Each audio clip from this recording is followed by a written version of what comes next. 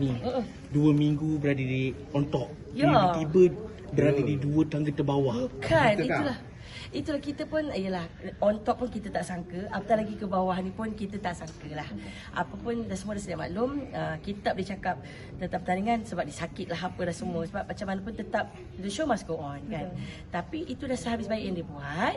Dan sedia maklum bila berkenaan dengan nyanyian, bila dia mengganggu hidung dan tekak kita patut rasa semua. Benda itu banyak dari segi teknikal, mana dia nak lontarkan baik-baik lagu yang laju dan mana nak tarik nafas kan. Itu semua akan mengganggu semua dia punya dari segi physical and semualah all ni. Tapi pada akak itu dah sehabis baik yang dia buat. Dan kami pun tak mengejar nombor 1, nombor 2, nombor 3 tau. Kita cuma deliver apa tugas yang diberi, dia cuba lontarkan. Ya, kalau kata apa perasaan untuk ataupun ni, kalau kita untuk, of course kita happy, kat bawah pun kita okey. Dan dia sedar sebab kesilapan dia. Dia tahu, Anu dah buat silap lah, dia kata. Bukan silap apa, sebab I dah try my best untuk nak tarik nafas. I jadi agak penat juga. I tanya, tak apalah, itu yang dia boleh buat kan. Sebab kesihatan ni bukan kita minta. Ya. So, untuk dapat anugerahkan kan tahniah kan. So, macam mana you nak berjaya dengan persembahan ni nanti? Dia nak buat perform. Nanti kelas akan ada kelas kan? Nanti bulan 10 baru masuk Bulan jadi. 10 baru masuk. So, maknanya macam, cubalah ceritakan sikit kejayaan anugerah dekan tu. Oh ya Allah, alhamdulillah. Anugerah dekan ni saya bukan nak cakap tak sangka. Kita dah tahulah kan. Alhamdulillah, tak sangka. Sebab macam ni, dia ada 5 SEM. Setiap SEM dia dekan.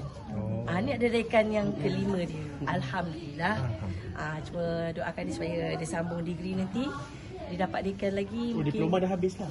Untuk diploma dah habis dah. Kira tahniah untuk you atas usaha dan kerja keras you. Kan kadang-kadang kita gagal di satu tempat, Allah nak bagi kita satu tempat yang lain. Ya. So, lagu minggu depan macam mana? Expect tak? Lagu tu dah tahu dah? Tak expect sebenarnya. Kita memang dia bagi list sebenarnya, Dia tapi bagi tak list. tahu yang manager pilih yang mana maksud itu kan. Tapi dah banyak enough, banyak list, tak sangka lagu tu yang dipilih. Tapi pernah nyanyi tak? Biar kena nyanyi. Nyanyi suka-suka daripada ni je lah.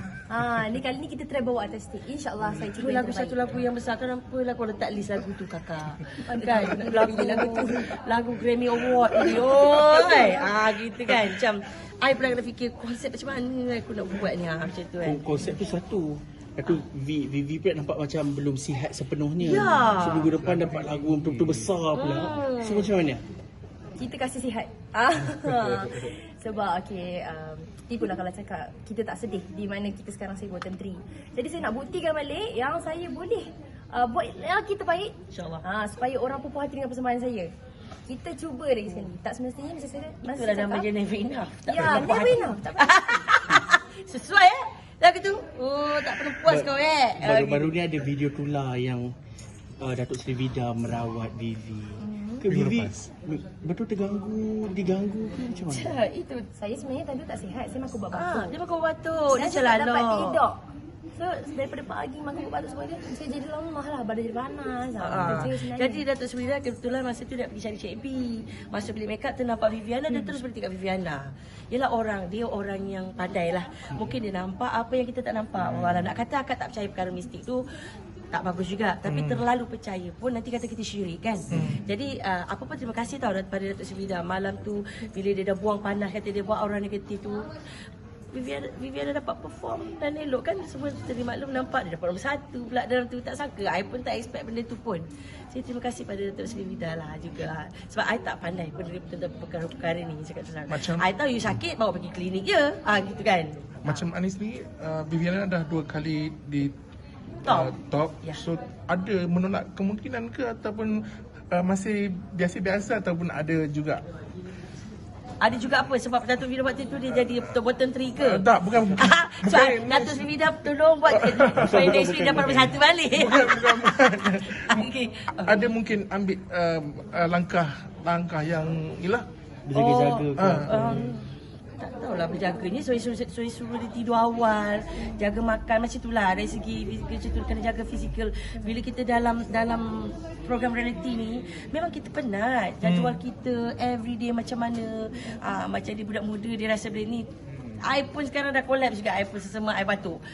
I cakap yelah, kalau orang kata memang kita nak promotion, kita kena sentiasa live ke apa benda tu. Tapi yelah, kalau live makin malam baru makin ramai view. Tapi makin malam tu lah I nak kena suruh tidur sebenarnya.